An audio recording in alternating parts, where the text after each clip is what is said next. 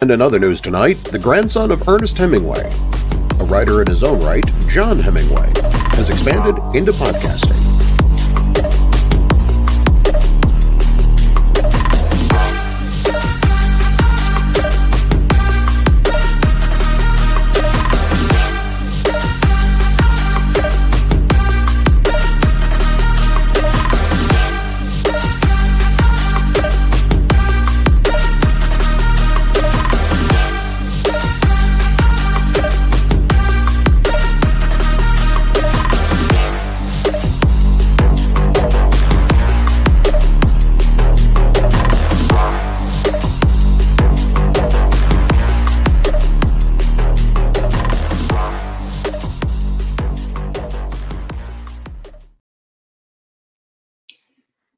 And hello there. My name is John Hemingway, and I'm your host on Hemingway's Parlay.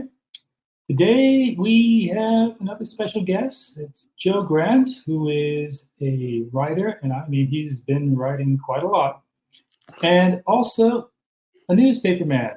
He's the editor of the Sweetwater Times in Sweetwater, Texas. Reporter. And we're going to find out about a lot of things that we can talk about. Obviously, John's running out of steam here, okay? Or this is going off. Oh, there we go. All right. So, Joe, Yes, welcome to Hemingway's Parlay. Thank you, John, Chris. Appreciate it. Welcome. It's good to be here. It's good to be anywhere, as they say, you know. Yeah. But yeah, it's the You're Sweetwater 21st Reporter. century now, Yeah, just letting you know. all of its craziness. Yeah, So, Joe, yeah. how did Quite you? a bit getting on there. Excuse me, I didn't hear that last one. I said it's quite a bit getting on there, but yeah, finally on. Yeah, the first time is always rough. I mean, even for me, I'm always screwing up the intro. But it's guaranteed. You know, I have to Technical do some difficulties crazy plague us every- all. Mm-hmm. But, all right. I wanted you on the show because you're not just your average writer. Okay, yes, you have written a lot, you have been published a lot, but you're also someone who runs a daily newspaper in a small town. Sweetwater. How many people are there in Sweetwater? It's about 11,000 or so. 11,000 people. And you've got a daily, basically, or basically Well, every day of the week? it used to be, but then COVID hit, and now it's 3 days. 3 days a Oh, week. 3 days. Okay. Yeah. But, So not as stressful as it used to be, perhaps. No, I mean, I don't know how I did that every day, you know? I mean, small town, small news kind of thing, you know? It's like, you know, I don't know, you know, how you can fill a paper, you know, that, you know, for that amount of time, you know, it's like, you know, 7 days a week, you know, or 6 days a week rather. And it's just, you know, I'd have to go, you know, hit the street kind of deal and, you know, find a story or rob a bank or what, you know, something, you know, but, you know, beyond But that. You know. before you started working at the Sweetwater Reporter, Mhm. had you gone to journalism school or something of that sort? No, it's just something that I did in LA and, you know, wrote for the Pasadena, what was it, Star. And, you know, just submitted a lot of, you know, articles and things like that. And some got picked up, some didn't. And, you know, it was just something I've always been interested in anyway. But no, I mean, Was there anyone in particular who inspired you to go to Texas all the way from Los yes, my lovely wife Margie, and Angeles? you know, she's lived here in Sweetwater for most of her life, and you know, just I said, well, you can come out to LA, you know, and you know, with the gangs and everything like that, and the shootings and all that stuff, or you know, I can come to Texas with the gangs and the shoot. No, but you know, yeah, just Well, you with know, the new Americans who probably are walking by your house every day. that's true. But just you know, it's a smaller, you know, town kind of thing. Obviously, it's and I kind of got burnt out in LA and just figured, I'll give little small town Mayberry here a shot, and I like it. Kind You of kind do. of helped ease the anxieties, as it were. It's like because it was You just must be a sitting. kind of a pillar of the community now, being the editor. Well, I don't know about that, but but it was just like I'd be in LA and I'd be sitting in traffic for 3 hours just to go or come back, and so here, as you know, it's 5 minutes away, you know, so it's Yeah, I've not a seen bad a deal. picture. I could walk, you know. I'm sorry, It's John. faster. It's faster No, yeah, sometimes I've to take seen the the picture. I main drag. remember you even sent me a picture when it had snowed or something like that. It does that there too, apparently. Yeah, and it does snow here. Yeah, so it's nice. It's like you get all the seasons, for the most part. You get you know the hell that is spring and summer and fall, and then you get winter. Yeah, It's pretty hot down there from what you've yeah, it told does. me. It gets up Yeah, to it like was, I 100 think, degrees 13. Yeah. Fahrenheit. Mm-hmm. Mm-hmm. But That's it's a nice. dry heat.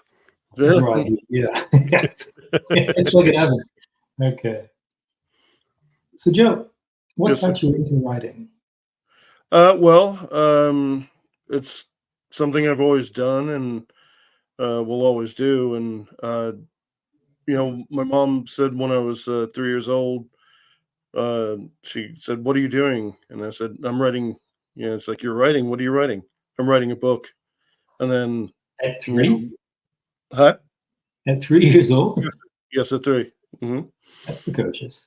uh, and my mom, said that it basically had a word on each page, and it made sense.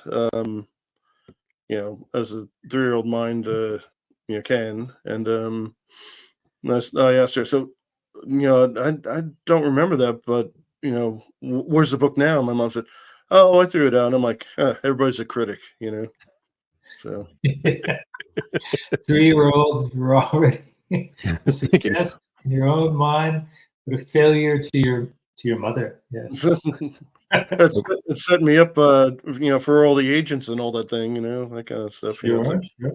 It also reminds me of one of the writers that I think you admire, Ernest Hemingway. His mother was mhm, always criticizing him for not putting in enough, of the money or the love and everything which he had invested in him, and yet he was going out and doing wild things and writing right, nasty stories. Yeah. writing the bad words, yes.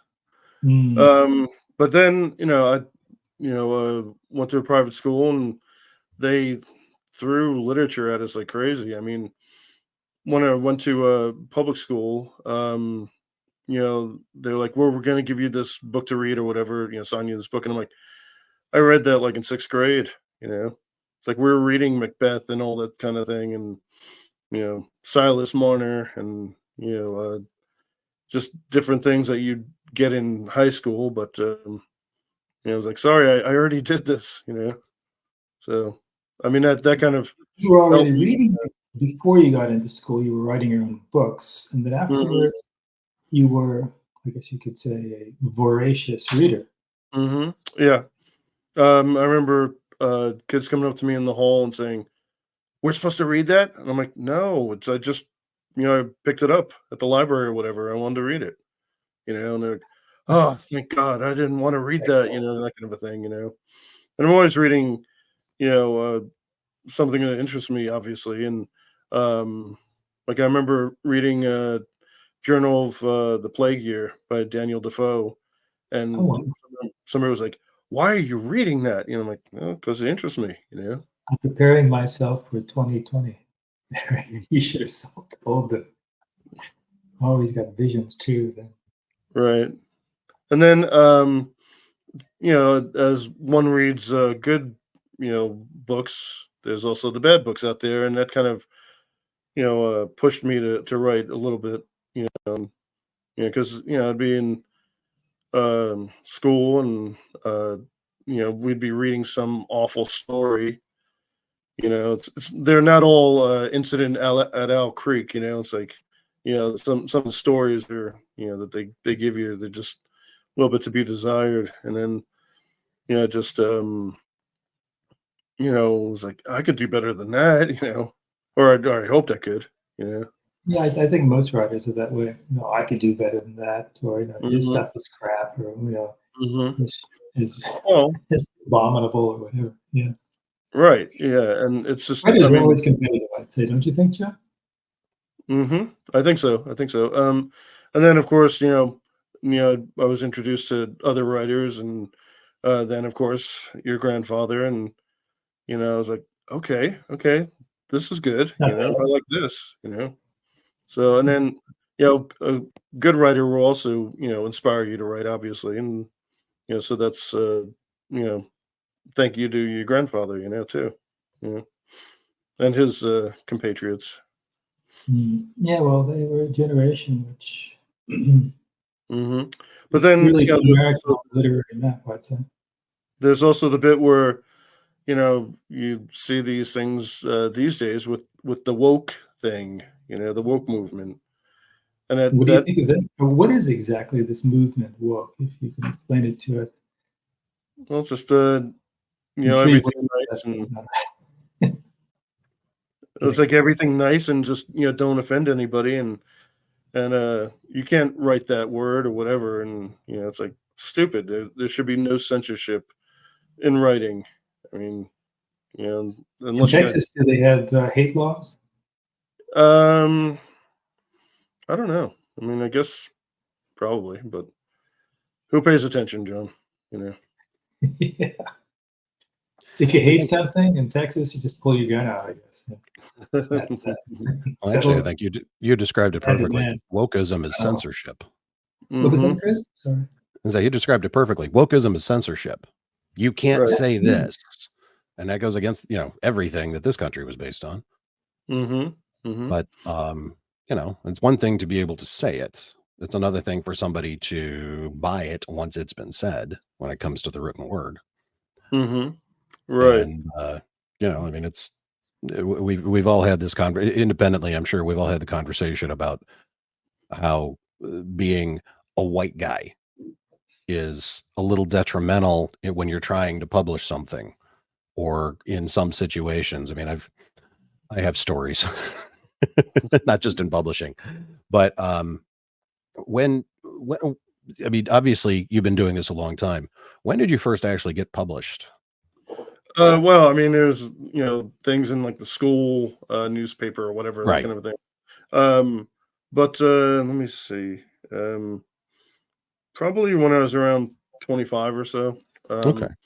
The uh, I had a short story published, and that kind of like was like, ooh, I like this, and it was in a print form. It wasn't digital yet because Mhm. it wasn't invented yet, in a sense. Um, and then what was it? Alphabet Press. They published Kerouac and the other beat writers, and they published a volume of poems for me, and I was like, okay, and this is neat, and kind of got a little bit of few reviews off of that, but nothing major. It didn't sell or anything, but as they don't seem to do. But anyway, yeah. But buy my book, no. But So that was, forgive me, you said you were 25? about that, probably about Yeah. that. So Yeah. realistically, it was before all of the fun censorship stuff that we're dealing with now is wandered Right, in. of course, of course.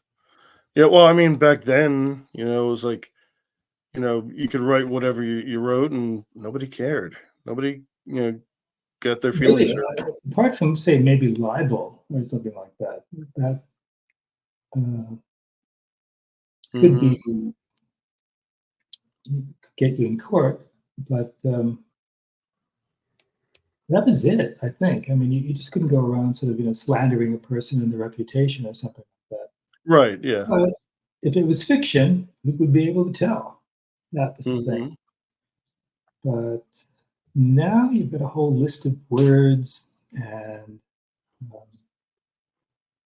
situations that you need to avoid at all costs. Because, Mhm. well, that is if you are being published by one of the 5 majors. But Mhm. going through Amazon, well, they'll print it for you, but they will, I'm convinced, shadow ban a lot of books there because they don't follow the, say it, the official narrative. Mhm. Yeah, one book that isn't shadow banned, and that is Strange Tribe, because that talks about uh, transsexual activity and things like that. But the other two, Bacchanalia and the Noir that I published last year, they don't really get the kind of attention that Strange Tribe has. Mhm. And yeah, okay, you can publish it and you can maybe promote it on, say, a podcast or direct mail or whatever, but it's not going to be the same. You're not going to get any kind of advance, for instance. And just the other day, Chris and I were talking about the young lady who got an advance, and I was like, I wonder how that happened because her talent is not exactly stellar like yours, George. No, no, not at all. Joe, you've got serious talent as a writer. I've read a lot of your stuff, your short stories and your novels.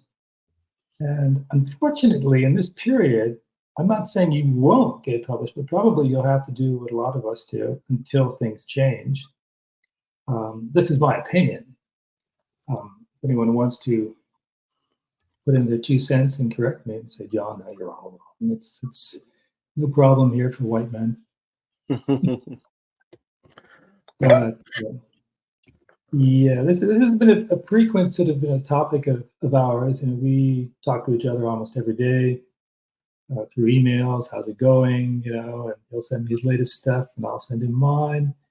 And we inspire each other because there's different ways of writing, or we have different styles, and there's always something new from Joe.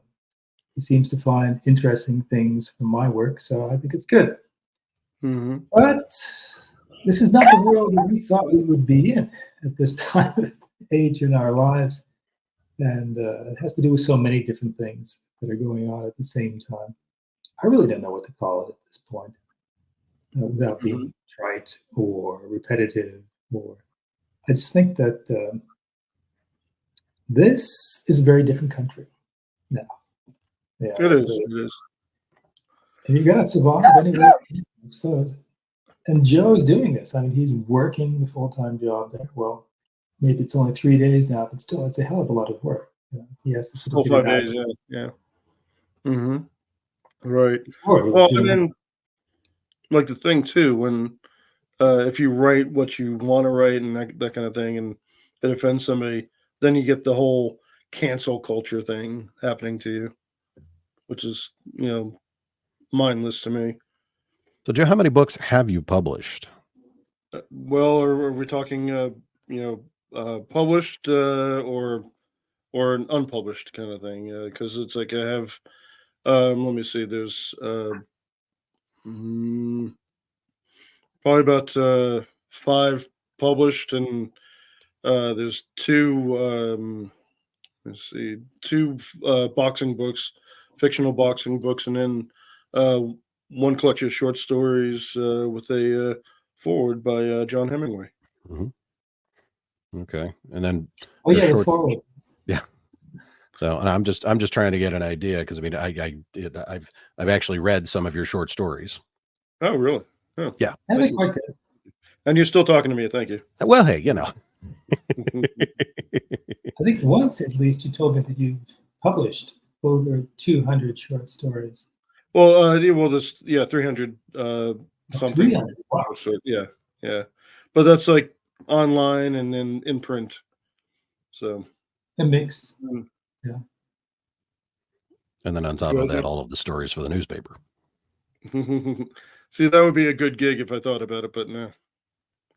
Um, yeah, I just I have what I think 4 or so unpublished novels and a novella that John read. And he's still talking to me. So, but, I read the ones set in Gotham City, I guess you could call it. What was it? New York at the turn of the century, I believe. yes. Mm-hmm. With the Antichrist, more or less, making an appearance there.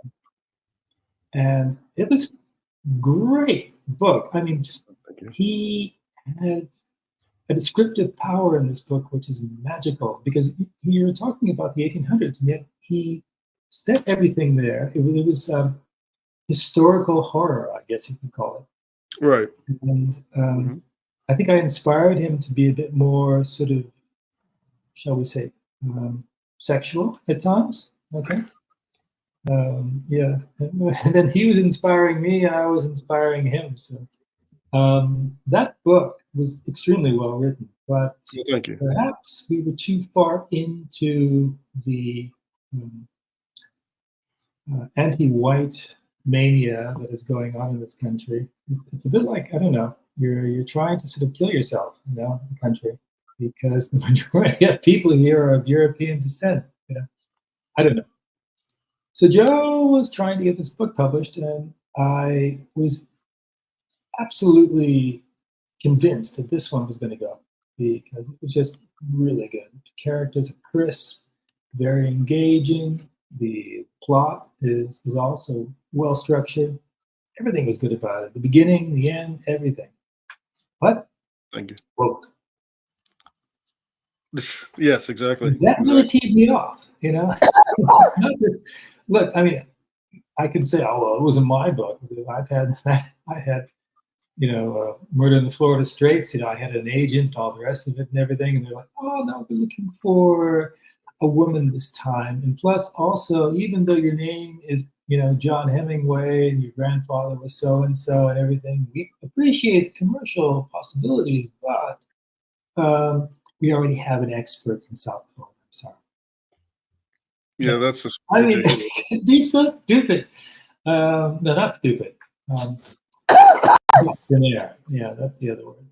You have to think of, Marxism in, say, Russia in the 1930s to get an idea of what the United States is going through right now. But, and it's weird because for people like us, Joe and myself, and also Chris, he's writing too, we're trying to express the times that we're living in. And never before have I ever seen in the United States a period when writers would be prohibited to talk about what they're living. This is the crazy thing.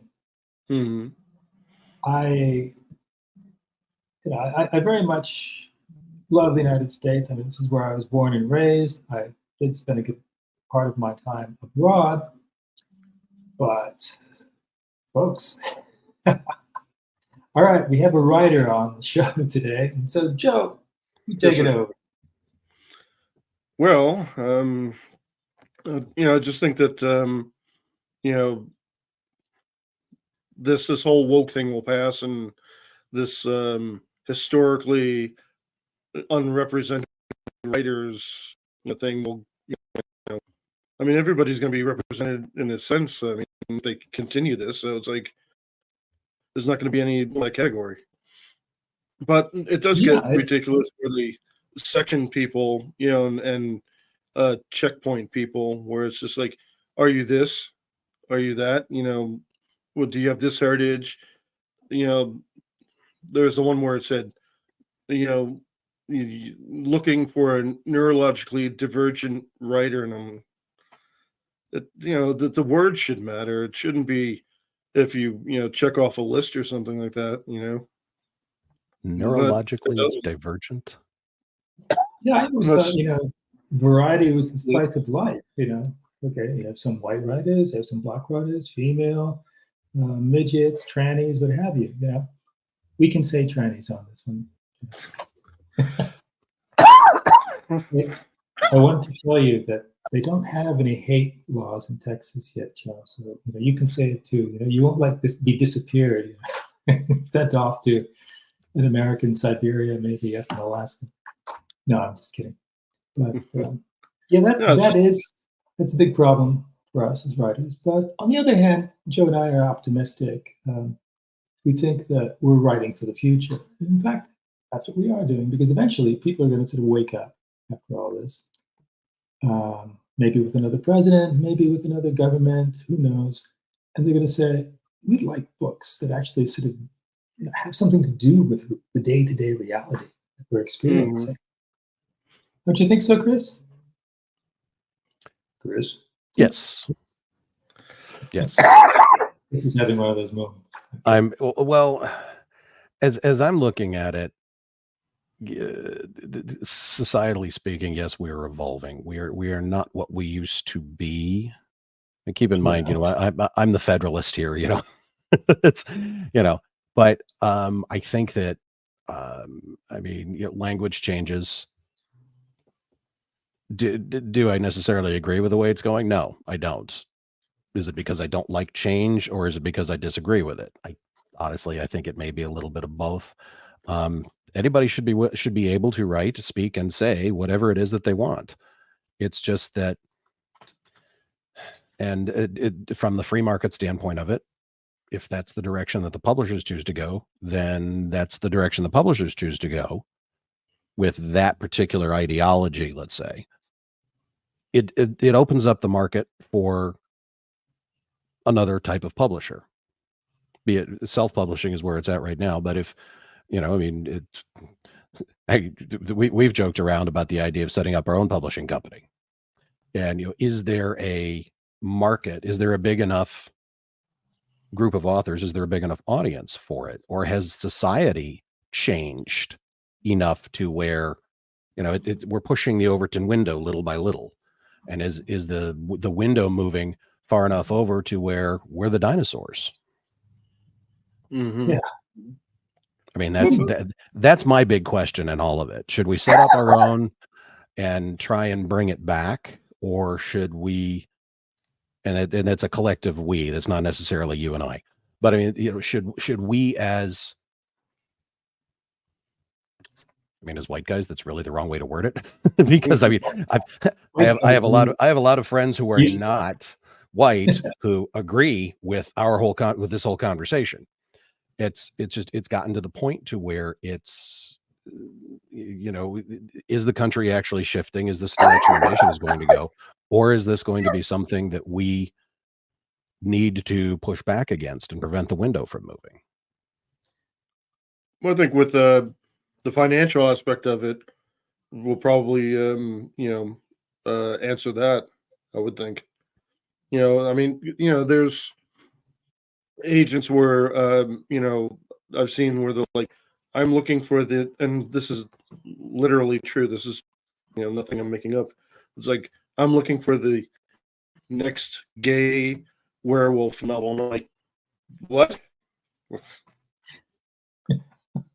Was there a first one? Yeah. Was there? I'm not gay, but that might be an interesting piece of fiction to read, just to see how they managed to tie it all together. You wanted that person wanted a gay werewolf in space or something like that. Right? Yes. That's what it was. Even worse. I think there's a tremendous market for that too. I think so. Yeah. I mean, maybe all werewolves are gay, and in space, maybe they are. We don't really know that much about them. We know that they are transitional and they are non-binary. I don't think that's the type of trans they're talking about, though. It's like Michael Jackson, that song, The Werewolf in London. Yeah.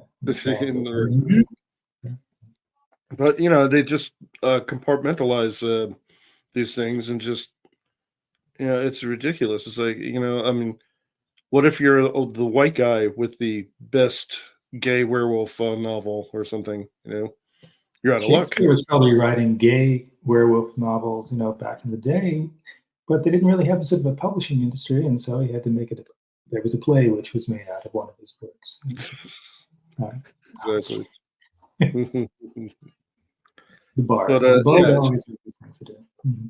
Just the way they compartmentalize, as I'm saying, it's just it needs to be this, needs to be that, and it's just just a good book is a good book, obviously. And This is what I always think. I mean, it's like if someone writes something well, it's like I just go chapeau. You did it. You Mhm. only have to do it once. Greatness. You've achieved it. You've given something to humanity. That's what I think. It's not a question of jealousy or anything else, or power or whatever else. When you get into Yeah, but writing, the three of us have. When you find something like that, when you find a book that's really just taking you along and it's teaching you something and it's making you feel something, at that point, it doesn't matter if that person is a better writer than you. He Mhm. or she is making all of us better writers. But here, they don't want to try that. They don't want that to happen anymore. They just want, equity instead of sort of equality of opportunity. They want everyone at the same level. And anyway, not to be Right. Well, too pessimistic. What should I say here? Okay, a book on Texas. You are a Texan, mhm. Paul, at this point, Joe.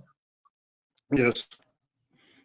What kind of Well, novel would you write about Texas? I would think it would be just short stories probably for now, because I have a few ideas in mind, and then maybe a big book on Texas. But I mean, it's kind of been done before. But I mean, we'll Yeah, see. but We'll see you where. could do it.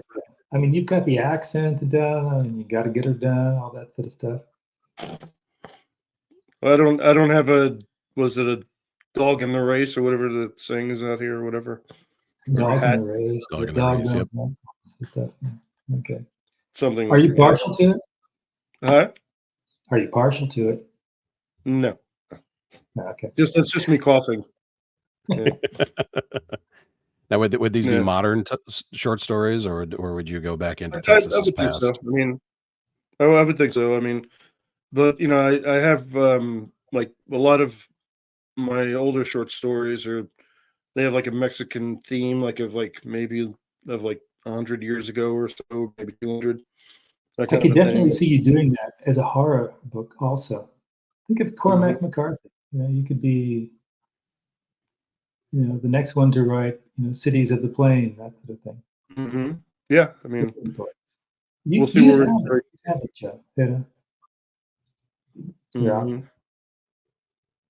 But I mean, who's to say? I mean, it's just like you put all this energy into it, and it's like Texans won't be the big thing or something. Well, Like they you have to might be be. from Nebraska to. But no, I don't think the Huh? Texans really give a damn. Yeah. They're a No, bit I'm just saying, the more publishing world to be like, sorry, personal you're not from person. Nebraska or whatever. Yeah, So long as you but stay away from certain college towns, I think you're okay. Well, heck, I'd say today so. you could probably go ahead and give an AI bot 20 or 25 words as a prompt, and I would write the whole book for you. That's the thing, yeah, and yeah, What do you think of that's AI written books, Joe? that's crazy. Well, the like I'll see the news services online. A lot of them are going to AI to write their content, and you could tell just by reading it. They'll skip a word, or it'll be like real clumsy. And I've caught a few things on like AP and things like that. And others. It's just I don't see why you'd have AI write it, but I guess it's cheaper. Some people are really in with that. They find it sexy, you know, to have a book written by an AI guy and then put your name on it. Yeah, well, Really, I no, don't. I've run across people like that. They tend to be gamers, nerds, stuff like that. Oh, right, gotcha. Yeah, I don't know. I I just know rather this one write. guy, Joe. He said, "Hey, why don't we do a Hemingway AI?" Okay, which was like an insult to me. He didn't Yeah, understand why. Yeah, yeah, he didn't understand. The mechanics that go into writing and everything, the emotion, the energy, everything else. And right. It would just be people like Joe understands, or Chris, even though he is a Federalist, as he describes himself. Federalist means small government. small government that you can take it into the bathtub and drown. I prefer a more Just like boutique how you said government. that. Yes. Who's a So, well, I mean, the Hollywood report, not the reporters, the Hollywood writers went on strike over it. Right. They didn't, Exactly. they didn't want AI to involve it. And yeah, you're right. I can tell. I mean, I've messed around with some AI prompts for stories, just screwing around with it, and I've done some AI artwork here and there, and it's coming along. The time will be here when we're not going to be able to identify, is it AI or was it a human being writing it? But it's not there Right. yet. It's not there yet. Mm-hmm. I don't know if it was Chris I was talking with or you, Joe, where more or less we were saying, no, they don't have actual artificial intelligence yet. They say that they have it, but in fact, I think that they don't. They're just saying it to sort of like, it's propaganda. Oh, people have to accept it because this is the way we want it, because that's going to be part of the 15-minute cities and all that sort of stuff. Mm-hmm. Personally, I think they're way, way, way from far away from developing any kind of sort of comparable human intelligence, not, computational sort of power, in terms of how many gigabytes or whatever else they have after gigabytes this thing might have. Passion, heart, feeling empathy towards others. Nah, it's for organic life. Well, that's the thing. It's just going to be, clinical. It's going to be clinical kind of writing, and it's not going to have that passion. It's not going to have, like as you said, the empathy or anything like that. And it'll just describe something, and that's it. It'll be cold. But I have known some people with artificial intelligence. So who knows?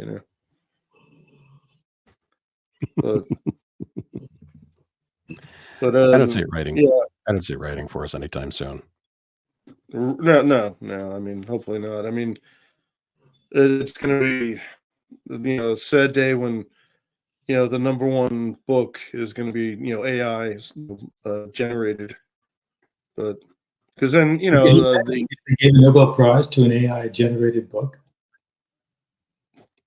well, I'm just, the industry will just be wanting AI generated books after that, that'll be their next thing to check off. Yeah, I could see that happening. I mean, it's how to say it, outrageous as it might seem. Outrageous things like that are happening every day these days. Right. Yeah. Way to bring down the show, Joe. What? Oh, sorry. Well, okay. There are the bad things, but in fact, there are plenty of writers out there, and we know who they are. They're slaving away night and day, getting the books out there. Perhaps they might even sell, I don't know, 10, 100, 1,000, if they're lucky, 2,000. People will read them. And these people crave original literature. Real writers, different writers. We always need stories. Mm-hmm. Right, and you're going the the interesting route of self-publishing, and there's more money in self-publishing, isn't there? Strangely enough, yes, because I mean, you hear about six-figure advances and everything. Most of these people don't sell through, which means they'll never do another book. Amongst the five major powers publishers, because you're supposed to sell through it, and most of them don't, and they use up the advance, and then they're out, so to speak. Plus, remember that if you're one of the majors, you're only getting about what, 2% or something like that. Mm-hmm. Whereas if you're self-publishing, you can get anywhere from 70 to total. I mean, it's depending on how you want to promote it. Vincent Zandri, the shout out to our good friend there, the noir writer, who just keeps putting them out. And he says, look, this is the golden age for self-publishing, because you can get it print on demand, because you have the internet that can um, publicize what you're doing, and it's absolutely easy to do this. I mean, you just need to be able to write and then to proofread or have someone else proofread it, and then you either find Amazon or some other POD outfit that will do your book, your cover, everything. And that is the one, I could say at this moment, glorious thing that we have to look at. We're living in an age which is not the 20th century anymore, not at all. That kind of publishing, that kind of sort of rapport that you had with agents just doesn't exist anymore. Pretty much, with every book that you write, you have a new editor. You don't follow Max Perkins for the rest of your life, sort of thing, like Fitzgerald did on my grandfather or Thomas Wolfe. No, those days are gone. But you're on your own, and that's cool. Mm-hmm. You've got a certain freedom to say whatever the heck you want to say, or whatever the fudge you want to say. We try to be, family friendly here on Hemingway's podcast. When did that happen? We talk about the trannies. We talk about the hate laws and all that sort of stuff. And, the fact that all three of us have forgotten what the hell our pronouns were. My God, every day I think, John, where'd you put your pronouns? Okay, it's like missing your wallet and you're out there driving on the road. You don't have any pronouns. I'm curious though, with the right amount of marketing, could you truly make more self-publishing? I think you could. I believe so. I think there's just so many writers out there. I mean, everyone is writing a book.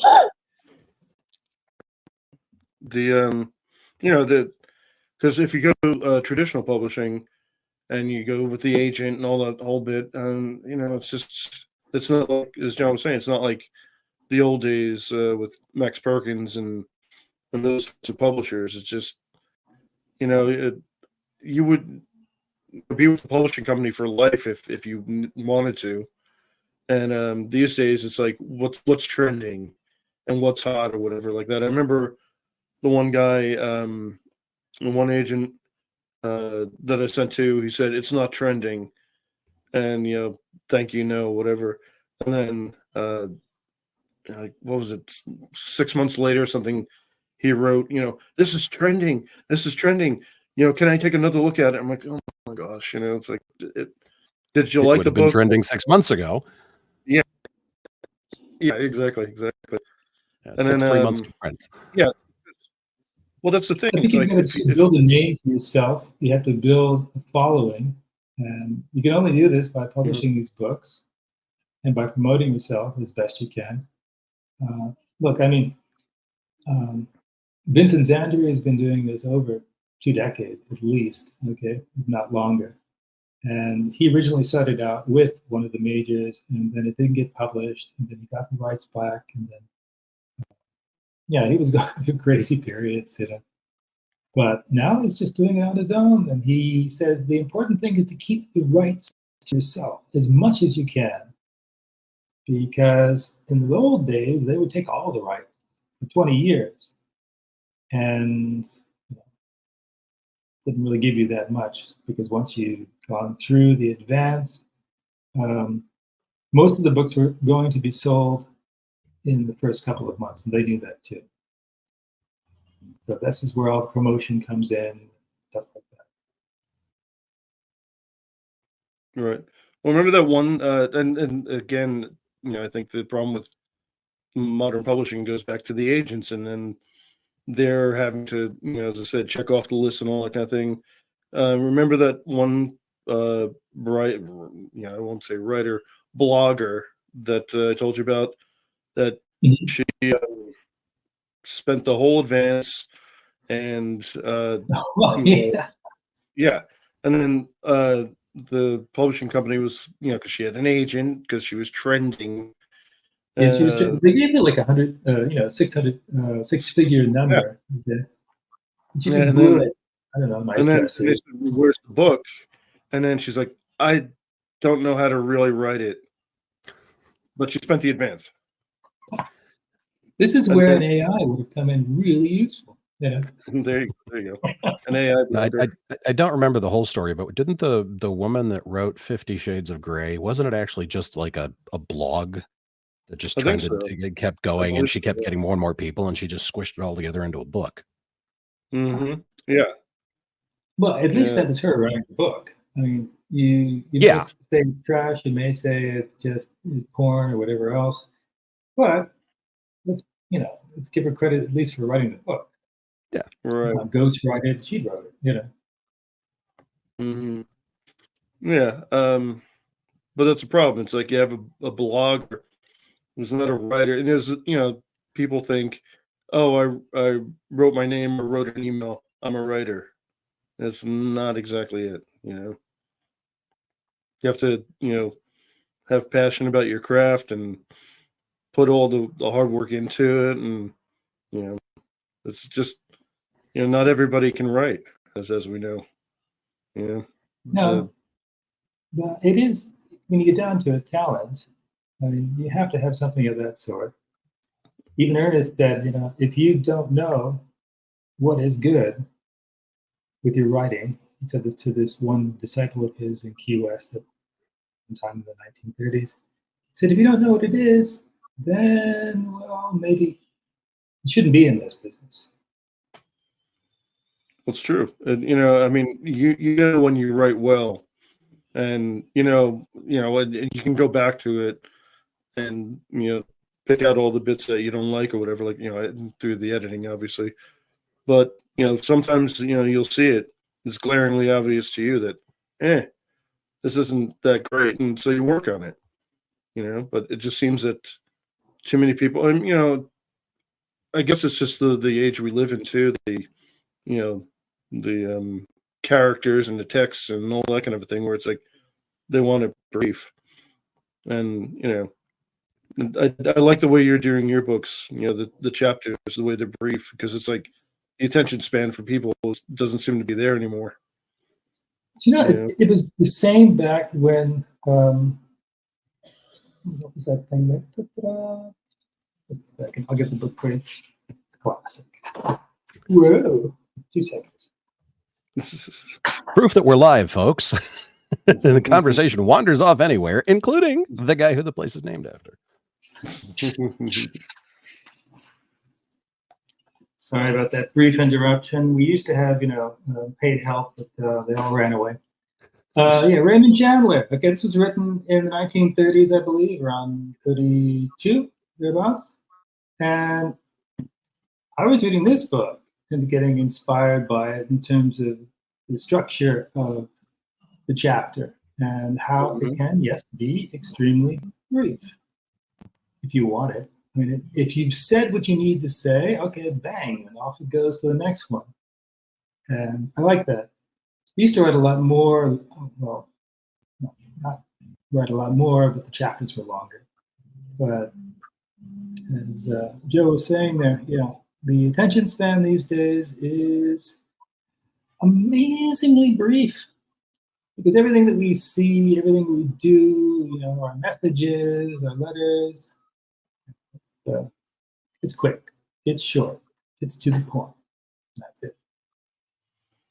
So I accept that reality, and I guess Joe is right. I weave a certain product that is for the masses. Yes. We're not talking about the elite anymore. We're talking about the masses. What they do, what they want to quit. Okay? But let's make it good and quick. Yeah, the yummy when it goes down on your literary tummy. Mm-hmm. Yes. Well, I should learn, from you then, because it's like my writing, as you know, just sometimes a little plodding, but it's just I guess I get into the detail. Remember that one agent recently told me this is overwritten. I'm like, gee, thanks. Overwritten. Well, of course. I mean, Bible did it describe really, the setting? Did it? No, it's overwritten. So maybe you're onto something there, John. Well, yeah, that is the way look, it's not the way I grew up. I mean, everything was pretty much slow. You wanted to write to someone, well, you had to write a letter, put a stamp on it or Mm-hmm. whatever.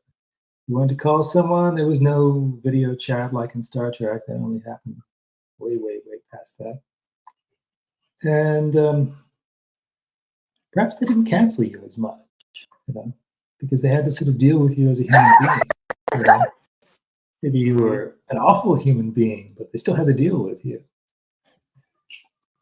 That's the Well, I problem. mean, agree to disagree kind of thing, you know? Sure. Yeah, but now it's like if you say something again, you get canceled. You speak your mind, you get canceled. And you should be able to write and say what you want, and the person on the receiving end or whatever, oh, that person's awful, or I don't like the way they think or whatever, then they don't deal with you, or they don't buy your book or see your movie or something. But it's just, you should be able to, express yourself Mm, and not be true. trendy. And not be trendy. Well, that's it. Just be yourself, and then you're going to get rid of the trendiness. That's for sure. Did you see the Mm. film Dune 2, Joe? Did you go there with your Uh, dad? most of it, like not long after you told me about it, but I don't know, it was on too late or something, whatever. The reason why I thought you would like it is because it's rampant with, you know, toxic maleness and white supremacy, all that sort of stuff and everything. Oh man, and it was directed by someone from Quebec, which is an extremely leftist administrative area of North America. And he doesn't give a fuck. Okay, he also did Family Sicario. show, family show. Family. Oh yeah, excuse me. Yeah, what's the fudge? That went out the window a long time ago. He did Sicario, which was an extremely free-minded. I guess I don't know what it's intellectually Sicario. No, Sicario. that. Okay. Yeah, it's not like anybody died in that movie. No. Sicario? No, a few. Yeah, a few. Texans for the most part. 100. But they had a disclaimer: no Texans were killed or abused in this film at the end. Yeah, because they all have guns, That's what it is. Yeah, they had a few guns there. Texans are known to have them. So, Chris, let me ask you, what do you write? I'm in the middle of a spy novel, and then something that I'm referring to as a reverse Hallmark Christmas movie. It's the guy gets tired of the big city, and he goes home and meets the small town doctor who works on his mother. And, they went to high school together, and he just says heck with it and moves back home, kind of thing. Gotcha. At least that's, I'm approaching it for the standpoint of I've been told I'm good at both, and I'm actually better I'm better at relating as opposed to coming up with spy type scenarios. So we'll see how it works. That sounds interesting. I like it. But I'll send it to you. Yeah, please do. Yeah. I can send you that New York City book John liked. It's very generous. It's a great one. You really should look at that one. It's just beautiful for the descriptions and the period mood more than anything else. And then the horror. Okay, well, this brings us to another, shall we say, what's that word that they use there? Another one of the strings, or the fibers that go into making the Joe Grant writer. Joe has a special ability, and it's something that most people don't have. He lives in a town called Sweetwater, okay, which has a past in the 1800s. And Joe once told me that he saw, get this, covered wagons and horses and people dressed up like they were coming out of a cowboy film. Mm-hmm. And Joe said to me, those are the spirits of the people who passed through there. Mm-hmm. So when you think about his book, it takes place in New York in the Golden Age period. think about the man who wrote it and who has a very intimate, shall we say, friendship with people from the past. Right. So, Yeah, I've always seen that though. I've always seen like shadow figures and all that kind of stuff. It's even before I came here. So yeah, it's just I don't know if you call it a gift or a curse or whatever, but it's like I've always seen it. Like I'll see somebody that's see through and go great. That fibromyalgia is acting up. I don't think it's that. I just think it's a gift you have because not everyone can see that. It's weird. It's weird. Maybe not everyone would want to see that, but Right. yeah, I've known Joe for what, a decade now, and Right. it took me a while to get used to that. But then I thought, well, Joe's Joe. He's never lied to me. Yeah. And I dated a we woman went through Allie Baker. Allie Baker, yes. Yeah, she introduced us, more or less. Yeah. She was a Hemingway scholar, but I don't think that she was per se, part of the academy of, well, one of the universities or something. She just really loved his writing. And she had this, I think she had to interview everyone who had to do anything, who had anything to do with my grandfather. And it was towards the end of her life, I believe, when she interviewed me. And she was, I think, living in Chile. Is that it? I think so. Yeah. And she died of cancer. Yeah. That was She was a nice person. very nice. Yeah. Mm-hmm. I was sort of, contrarian to the whole thing. I don't know if you convinced me. Really, you probably were saying, "John, die." Do it, So, yeah. Mm-hmm. Yeah. Here's Allie. Yeah. But what I'm trying to remember how long ago that was. Was it like 15? It was more than 10 years, probably. I think it was perhaps 2012 or something. Okay. All right. Yeah. All right. That sounds about right. Yeah, it was a period when I was on my own. First wife had decided it was time for a change, and so I had the kids, on and off, sort of thing like that. And I spent a lot of time talking with Joe, because he's a fellow writer. We got to know each other that way through the internet. Yeah. Mm-hmm. But I'm determined to get out to Sweetwater. I'm determined to get out there to Sweetwater. That's not too much here. I mean, it's just wind turbines and farms and like I've told you, the nearest next town for the most part, bigger town, is like 41 miles away. Yeah. 41 miles away. Mm-hmm. Yeah. That's so it's just not like exactly close. No, I mean, we're probably gonna take Adam, my son, to the movies tomorrow, and it's gonna drive over there. It's like an hour away or whatever. It's a big or state. less. Yeah. But yeah, I mean, there's just plenty of things to write about though, and just I'll get there one day. Write about Sweetwater, Texas. Yeah. Sweetwater. But the Texas Republic. That's actually a good title for a book.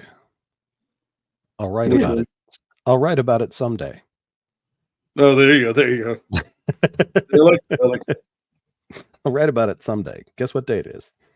Mm-hmm. So forgive me. Joe, I'm going to backtrack a half second here. You said that, okay, you can see spirits. Just, yeah. Relatively speaking. Now, drink them too. I was going to say, kid, I like that. Can you interact with them? There was this one ghost at the house in LA that was really like Stephen King kind of thing. Mm-hmm. There was a little girl and she was in the basement, and then she would sit on the stairs too, and I'd see her on the stairs, and like the one time, like the dog was going growling at her, and I said, move away, come on, give her space, and there's nobody there, obviously. Mhm. So I'm, pulling the dog away, and then all of a sudden I hear, thank you. I'm like, ah! What? Hello. You heard a voice? Okay. Yeah. Oh my And god. and that one used to, say things or whatever like that. And then there was a time when I went to go interview a woman out here, and she said, is it okay if the house is enchanted? And I'm like, what? And what do you mean enchanted? Like a Disney movie or something. And then she's like, no, I have, what was it, 13 ghosts or something. I'm like, oh, interesting. And so I went in there, and then I kept on seeing this figure down at the end of the hall, and she was see-through. And I was like, what is that? And she's like, oh, you could see her? I said, yeah, I could see her. And she's like, oh, that's Rachel. And I'm like, okay. And she's like, Rachel's a ghost. And I'm like, but I'm looking straight through her. And she's like, yeah. So it was like things like that happened. And when I was just staring at her and seeing, like, just looking straight through her, it was weird. And, there are a bunch of other things like orbs in the house and stuff floating around. And I'm like, interview's over. I dated a woman for a while who could see. She described it as sometimes she would just see kind of an apparition, and then other times she could actually make out a face. And they were predominantly outside of her house. Every once in a while, they were inside her house. And I mean, I don't discount it. I don't want to make it sound like I'm discounting it by any stretch. I mean, there's dogs hear and see in different frequencies. It makes absolute perfect. And other animals do. It makes absolute perfect sense that there's things that we can't see that we can't hear. I mean, absolutely. And It's some like people being able to interact with them and not. Something. You don't know really what it is, but it's affecting you in a way. Yeah. Yeah. And so, it took me a minute. I used to joke with her that she probably needed to have make sure she didn't have a brain tumor or something to that effect, just in case. I mean, I wasn't doubting her at all. It's just like, sure. But, I mean, you could interact. You have that ability, obviously, with some of them anyways, to be able to interact like that. Yeah. Mm-hmm. That's kind of cool. Yeah. I mean, who knows what it is? I mean, and why it is, and that kind of thing. But I mean, you have people, that can, have other abilities too, and it's just, I don't think this is it, kind of thing. And but then you have people that are into the conspiracy theories too. Like the eclipse that's coming up. People were saying, oh, it's the end of the world. I'm like, it's the Russians who are going to do that. If that's the case, if it's instead of it being, I've heard one to something to the effect of it's going to scorch the earth. When the moon pops out, it's just going to leave this one really big line of fire. I'm like, well, if that's the case, my little hometown is going to get zapped because we are literally, we're right in the middle of the totality. I'm like, well, glad I'm going to be in Chicago. Yeah, well, we're the first ones to get it in the U.S. So, because it's coming up through Texas, through Mexico and Texas. So, if the screen goes black or something, it's like you'll know. Yeah, and then it crosses over, it crosses over Lake Erie and then goes up and basically walks along a shore for a little bit up into Canada, and up in Canada right now, all the signs are, warning everybody, and think, hey, don't forget the eclipse is on Monday. It's going to get dark. I'm like, really? We're getting bombarded with this. You need to put this on the road sign. Right. Put your lights on and all that crap. It's Canada's like that. It's always trying to help people out. Yes. It doesn't work. My personal favorite is my personal favorite is the there's this thing floating around social media right now to the effect of, close the windows, or not close the windows, close the drapes and the curtains so it doesn't scare your pets. And I'm like, oh, what what are the animals outside going to do for that 4-minute period it's dark? I mean, are the deer in my backyard going to give me issues because, it got dark for 4 minutes for no reason?